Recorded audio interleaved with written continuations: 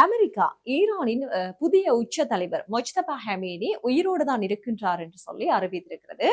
Mojtaba அதிகாரப்பூர்வ பேச்சுவார்த்தைகளில் அதிகளவில் ஈடுபட்டு வருகின்றார் என அமெரிக்க ராஜாங்க செயலாளர் மார்க்கோ ரூபியோ தெரிவித்திருந்தார். இந்த நிலையில் அமெரிக்க காங்கிரஸ் சபையில் சாட்சியம் அளித்த போது அவர் இந்த தகவலை வெளியிட்டிருக்கிறார். இந்த ஆண்டின் தொடக்கத்தில் அமெரிக்கா மற்றும் இஸ்ரேல் நடாத்திய வான்வெளி தாக்குதலில் ஈரானின் முன்னாள் உச்ச தலைவர் அயதுல்லா அலி ஹமேனி கொல்லப்பட்டார்.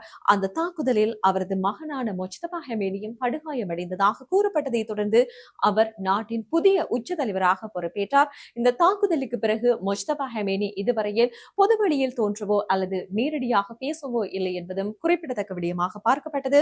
அரசு ஊடகங்களில் அவரது பெயரில் வெளியாகும் எழுதப்பட்ட செய்திகள் மற்றும் இடைத்தரகர்கள் மூலமாக மாத்திரமே அவரது தொடர்புகள் இருந்து வருகின்றன.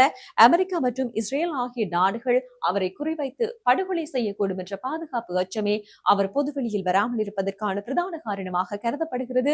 இது குறித்து நாடாளுமன்ற குழுவிடம் பேசிய மார்க்கோ ரூபியோ பின்வருமாறு சில விடயங்களை குறிப்பிட்டிருக்கிறார். அதாவது, அந்த நாட்டின் அரசியல் கட்டமைப்பில் பல தலைவர்களுக்கு என்ன நடந்தது என்பதை நாம் அறிவோம்.